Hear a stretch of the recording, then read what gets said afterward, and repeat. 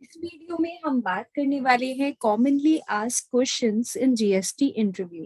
इस वीडियो को शुरू से लेकर अंत तक जरूर देखिए और अगर आपकी कोई भी क्वेरी है तो आप कमेंट बॉक्स पे कमेंट कीजिए। हमारे वीडियो को आप अगर पसंद करते हैं तो लाइक कीजिए और सब्सक्राइब करें हमारे चैनल को अगर आपको सबसे पहले वीडियो देखना है तो, और बेल आइकन को प्रेस करना मत भूलिए।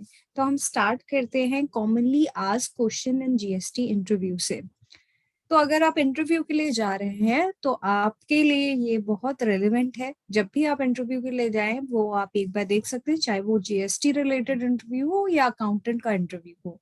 तो हमने बिगनर से लेकर एडवांस लेवल तक किया है इसमें, ताकि हमें पता चले कि क्या क्या क्वेश्चंस जो है वो जनरली पूछे जा सकते हैं। तो हम स्टार्ट करते हैं। सबसे पहले, what is inter state and intra state supply? Inter state and intra state supply क्या है? इंटर मतलब क्या होता है? जैसे वेस्ट बंगाल से हम दिल्ली में सेल कर रहे हैं तो ये इंटर हो गया, एक स्टेट से दूसरे स्टेट। इंट्रा मतलब within the state sell कर रहे हैं। जब जब within the state sell होता है तो उसे हम बोलते हैं इंट्रा स्टेट। ये थोड़ा कंफ्यूजन क्रिएट करता है, इंटर और intra. What tax will be charge if goods sold from West Bengal to Delhi? अगर वेस्ट बंगाल से दिल्ली में गुड्स हम बेच रहे हैं तो कौन सा टैक्स जो है वो चार्ज होगा? जैसे विद इन द स्टेट जो है वो सीजीएसटी एसजीएसटी चार्ज होता है, लेकिन अगर आउटसाइड द स्टेट हम कोई भी सामान बेचते हैं तो आईजीएसटी चार्ज होता है। What is reverse charge mechanism?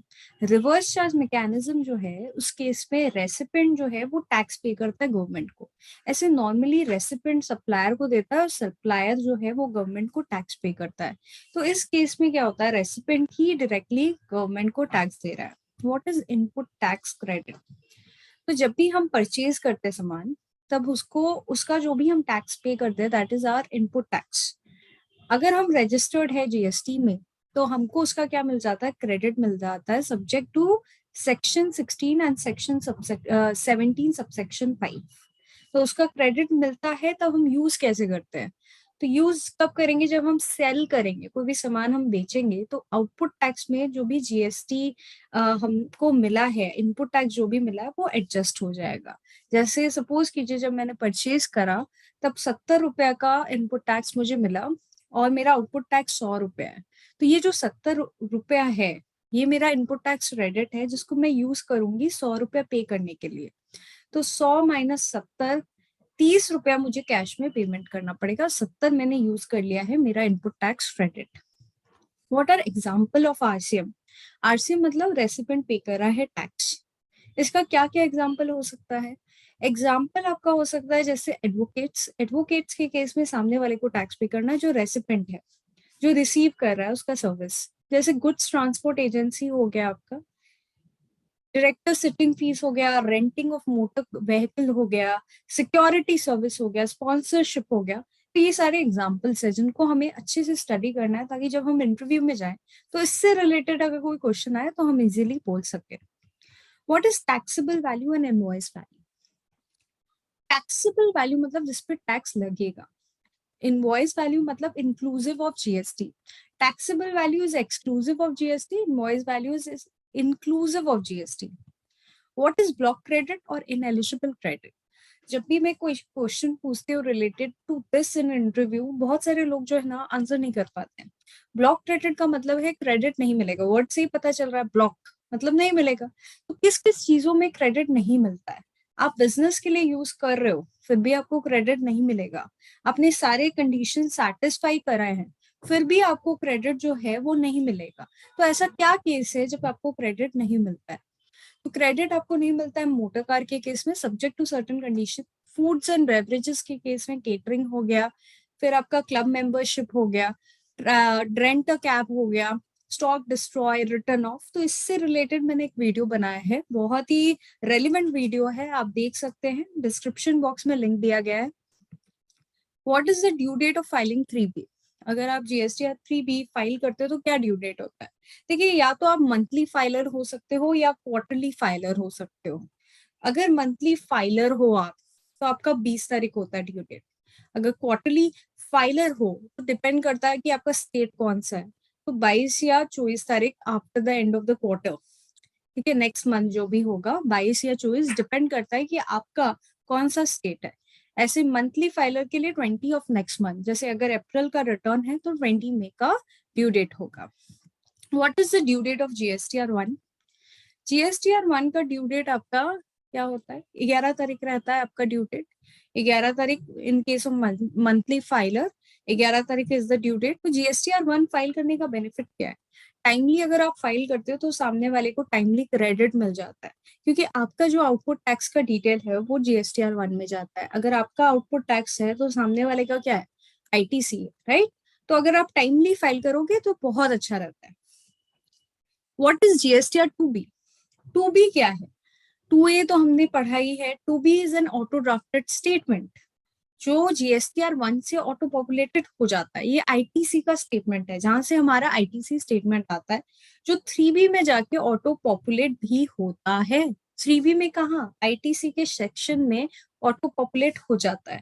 तो ये हमारा ITC का डिटेल है। ये क्यों लाया गया? क्योंकि ये एक स्टैटिक डॉक्यूमेंट है जो एक पर्टिकुलर पीरियड के लिए जो है वो फिक्स रहता है, और उस पर्टिकुलर पीरियड का ही इंफॉर्मेशन आपको देता है। जैसे अगर जुलाई का अगर आप बात करो, जुलाई का 2B है, तो जुलाई का 2B अगर GSTR1 रिलेटेड मैं बोलूं तो 12 जुलाई से लेकर 11 अगस्त तक जो भी GSTR1 फाइल करेगा उसका डिटेल वहां पर आएगा।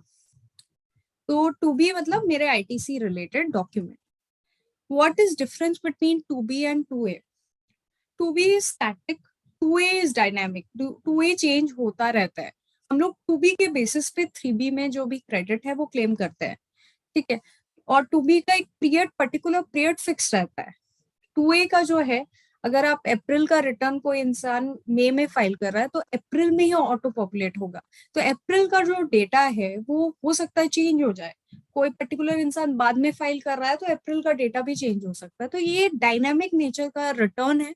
एंड 2B जो है वो स्टैटिक नेचर है, उसके बेसिस पे ही 3B ऑटो पॉपुलेट होती है, और उसी के बेसिस पे हमें रिकंसिलेशन करना होता है during filing 3B। What is the maximum credit I can claim if not appearing in GSTR2B? अगर GSTR2B में कोई भी हमारा क्रेडिट नहीं आ रहा है, बिकॉज GSTR1 जो सामने वाले ने, GSTR1 मतलब सेल का रिटर्न फाइल नहीं किया सामने वाले ने, इस वजह से 2B में मेरा रिफ्लेक्ट नहीं हो रहा है, तो मैं कितना क्रेडिट जो है वो क्लेम कर सकती हूँ, मैक्सिमम और कितना? और 5% ऑफ 2B, जो भी 2B में वैल्यू आ रहा है प्लस 5% और हम क्लेम कर सकते हैं। How GST is set of? This is a very important question जो हम पूछते हैं, लेकिन क्वेश्चन का आंसर राइट नहीं आता है in most of the cases. तो GST का सेट ऑफ का रूल क्या है? तो IGST जो है, IGST का इनपुट सबसे पहले आउटपुट आउटपुट जो है IGST से सेट ऑफ होगा। उसके बाद CGST या SGST कोई एक से एनी प्रोपोर्शन में, कोई भी प्रोपोर्शन में सेट ऑफ हो सकता है।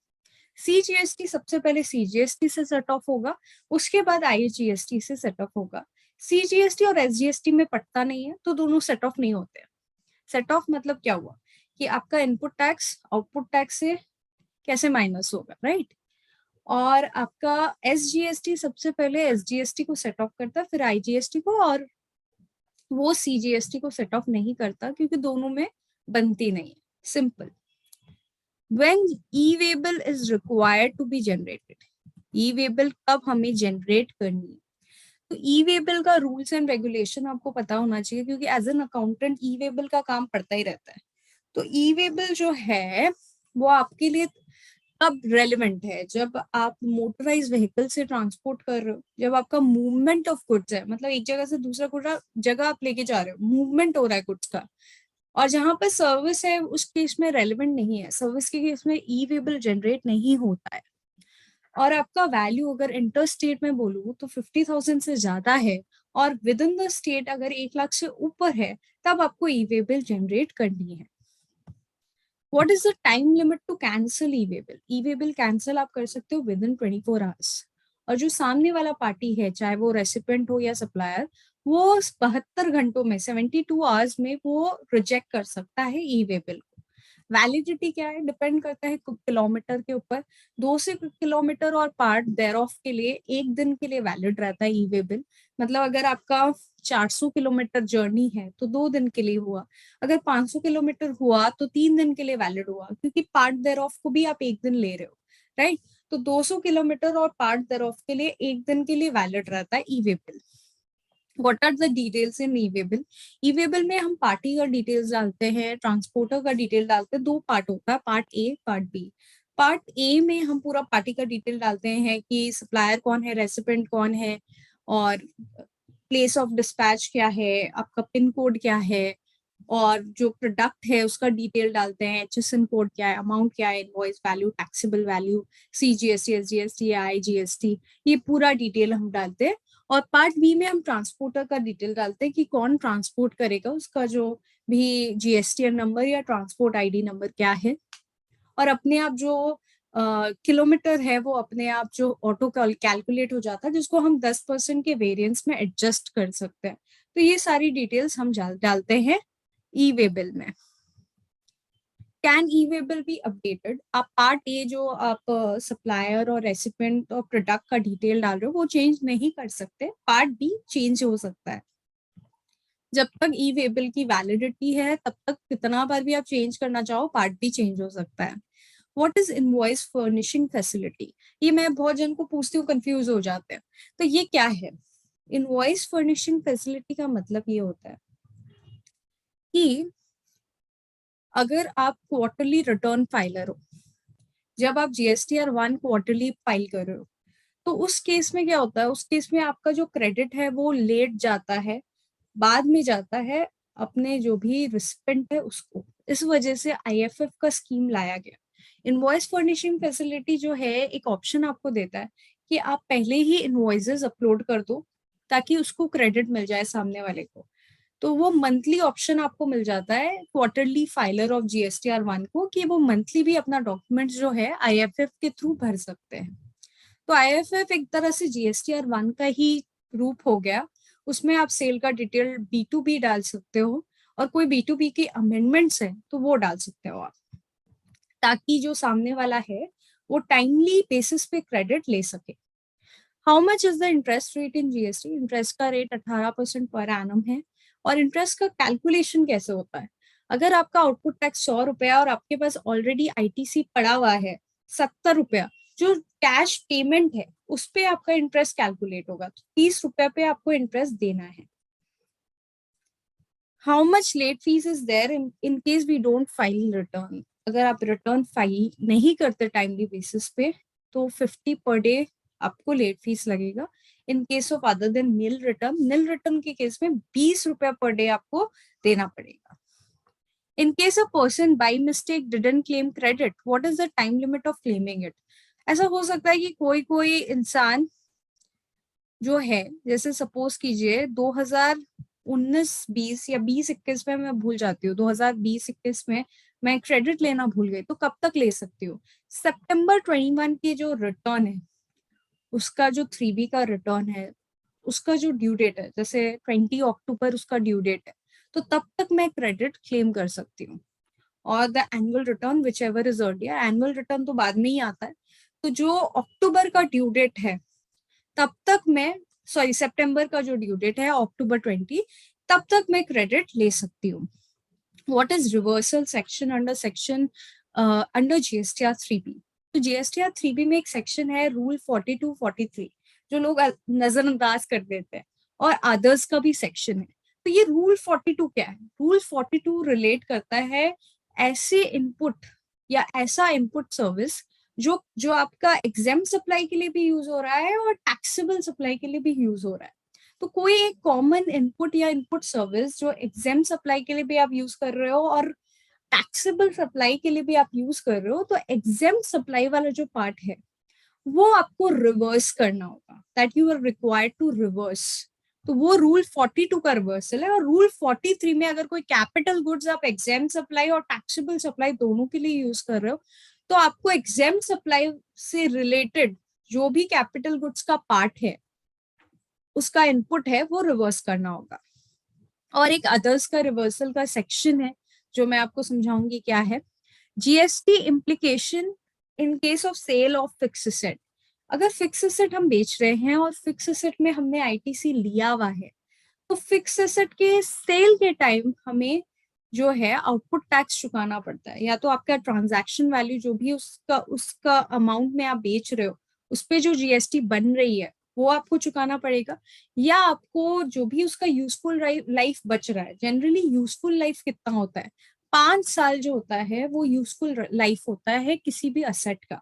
अगर आपने 3 साल यूज करा और 3 साल के बाद उसे बेच दिया, तो 2 साल आपने यूज नहीं किया है, तो 2 साल का जो क्रेडिट है वो आपको कैलकुलेट करना पड़ेगा कि कितना बचा।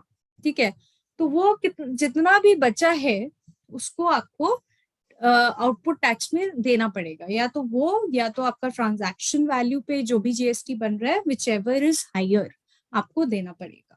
ठीक है, तो ये आपको प्रोविजन पढ़नी पड़ेगी कि मैम फिक्स एसेट में क्या प्रोविजन है, तो वो आप पढ़ लीजिएगा। Why creditor ageing is important for GST purpose. तो क्रेडिटर की एजिंग जो है वो जीएसटी पर्पस के लिए इम्पोर्टेंट क्यों है? तो बेसिकली क्रेडिटर एजिंग इसलिए रिक्वायर्ड है क्योंकि सेक्शन 16 बताता है कि अगर हम क्रेडिटर को 180 दिन के अंदर पेमेंट नहीं करते तो हमको जीएसटी का जो भी क्रेडिट है वो रिवर्स करना पड़ता है।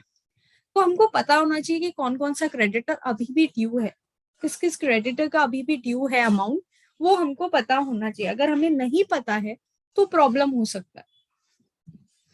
What is the process of filing GSTR 1?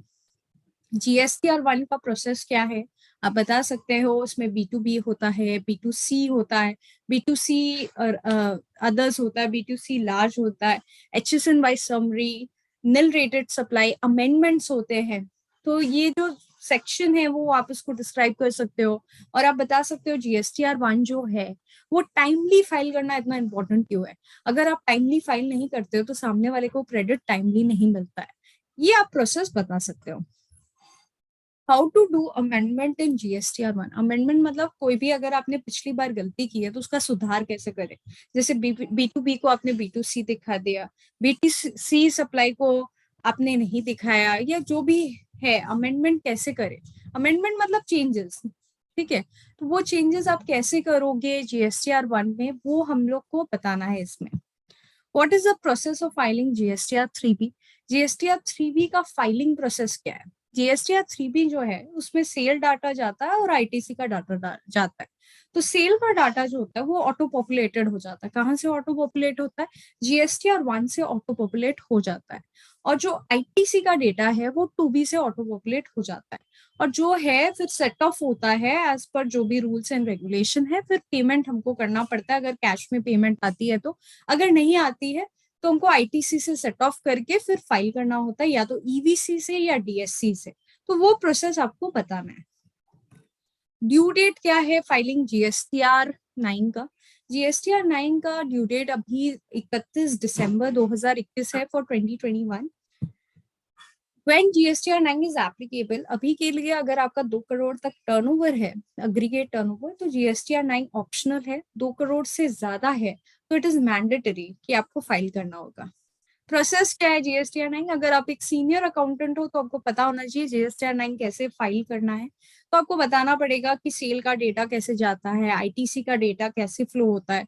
जैसे सेल, आउटवर्ड सप्लाई या inward supply, liability to reverse charge या एडवांसेस का डेटा जो है वो आपका टेबल 4 में जाएगा। टेबल 5 में या जो टैक्स नहीं आपको पे करना है वो आपका टेबल 5 में जाएगा। ऐसे करके आपको समझाना है। तो आपको प्रोसेस पता होना चाहिए कि जीएसटीआर 9 कैसे फाइल करना है। कि आपको आईटीसी आप क्लेम नहीं कर सकते जीएसटीआर 9 में। अगर कोई भी एडिशनल लाइबिलिटी आ रही है तो आपको DRC 03 के थ्रू चुकाना पड़ेगा। तो ये पूरा आपको समझाना पड़ेगा प्रोसेस क्या है, right? In which table we will show ITC claimed in next financial year? GSTR 9 की कौन सी टेबल में हमें दिखाना है कि हमने नेक्स्ट फाइनेंशियल ईयर में आईटीसी क्लेम करा है? तो एक होता है टेबल 8 जो अदर आईटीसी रिलेटेड इंफॉर्मेशन से रिलेटेड है, उसमें 8C में हमें दिखाना है। और एक टेबल 13 है, उसमें आपको दिखाना है कि नेक्स्ट फाइनेंशियल ईयर में आपने कितने आईटीसी क्लेम करा है। Can we claim ITC using GSTR 9? नहीं, आप जीएसटीआर 9 से आईटीसी क्लेम नहीं कर सकते। In case of additional liability, how we will pay using GSTR 9? तो अगर कोई भी एडिशनल लाइबिलिटी आ रही है जिसको आपने पहले अकाउंट फॉर नहीं किया है, तो आप DRC 03 से पेमेंट कर सकते हैं। When LUT is required to be filed. What is LUT? LUT होता है लेटर ऑफ अंडरटेकिंग, जो एक्सपोर्ट के केस में अगर आपको फाइल करनी पड़ती है। एक तरह से आप गवर्नमेंट को आश्वासन दे रहे हो कि आपने जो भी है एक्सपोर्ट का जो रूल्स एंड रेगुलेशन है आप फॉलो करोगे। तो आप विदाउट पेमेंट ऑफ टैक्स जो है, अगर आप चाहते हो एक्सपोर्ट करना, तो आपको LUT फाइल करना होगा, that is letter of undertaking. अगर मुझे without payment of tax export करना है। प्रोसेस ऑफ क्लेमिंग रिफंड का प्रोसेस आपको समझाना है। RFT 01 से आपको रिफंड क्लेम करना है, क्या क्या रीजन हो सकता है रिफंड क्लेम करने का, वो आपको बताना है। जैसे एक्सपोर्ट के केस में अगर आपने जो भी है आपने LUT फाइल करा है या नहीं किया है, तो रिफंड कैसे आप क्लेम कर सकते हो, वो पूरा प्रोसेस जो है वो आपको इसमें बताना है। What is HSN and SSC? HSN है आपका harmonise system of nomenclature and SSC है आपका service accounting code. Harmonise system of nomenclature जो है वो आपका गुड्स के लिए कोडिंग है। अगर आपका टर्नओवर 5 करोड़ से ऊपर है तो आपके लिए मैंडेटरी है 6 डिजिट कोड करना। अगर आपका 5 करोड़ या 5 करोड़ से नीचे है तो आपको 4 डिजिट जो है वो कोड करना पड़ेगा। तो ये कंपल्सरी है HSN और SSC आपके लिए। SSC सर्विस वाले के लिए है जिसमें आपको कोड करना पड़ता है। What rate of tax is paid by the recipient in GTA service? GTA होता है गुड्स ट्रांसपोर्ट एजेंसी सर्विस। उस केस में रेसिपेंट जो है वो कितना टैक्स पेमेंट करता है, तो रेसिपेंट 5% के हिसाब से टैक्स पेमेंट करता है। Accounting in respect of GST। अब देखिए GST में टैली में कैसे या कोई भी सॉफ्टवेयर में कैसे आप अकाउंटिंग करोगे ब्लॉक क्रेडिट का या purchase with GST, sale with GST का, या सेट ऑफ रूल्स का, या कोई भी रिवर्स चार्ज है उसकी लाइबिलिटी का कैसे करोगे, इस वीडियो को हम जरूर आप तक पहुंचाने वाले हैं, accounting in respect of GST। अगर आपको ये वीडियो चाहिए तो आप जरूर कमेंट करें कमेंट बॉक्स पे। How to remove GST mismatch while filing return in accounting software. तो GST का जो भी मिसमैच है, जो भी GST की एंट्री करते वक्त आपने गलतियां की है, उस वजह से जो भी मिसमैच आ रहा है उसको कैसे हम रिमूव करेंगे अकाउंटिंग एंट्री करते वक्त या रिपोर्टिंग देखते वक्त, वो मैं सिखाने वाली हूँ आपको वीडियो में, आगे आने वाले वीडियो में। Handling department and notice reply. अगर आप सीनियर लेवल में बहुत ही एक्सपीरियंस अकाउंटेंट हो तो आपको हो सकता है हैंडल करना पड़े डिपार्टमेंट की क्वेरी या नोटिस का रिप्लाई करना पड़े, तो वो कैसे हम करेंगे वो भी हम सीखने वाले हैं आने वाली सीरीज में। तो ये सारी क्वेश्चंस जो है उसको मैंने ब्रीफ में ज्यादा डिटेल में नहीं समझाया, बल्कि आपको बताया कि ये ग्लिम्स है, ऐसे आप आंसर दे सकते हो। अगर आपको इसके डिटेल में जानना है तो आप ये शीट जो है वो मुझसे ले सकते हो। You can write down in the comment box अगर आपको ये शीट चाहिए तो, और आप डिटेल में इसको स्टडी कर सकते हो कि क्या क्या क्वेश्चन आ सकता है, क्या क्या मुझे आंसर देना है at the time of interview that is related to GST। Thank you so much guys, hope ये वीडियो आपको समझ में आया होगा। अगर आपको क्वेरी है तो आप लिख सकते हो चैट बॉक्स में। इससे रिलेटेड कोई और वीडियो आपको चाहिए तो वो भी आप लिख सकते हो। Thank you.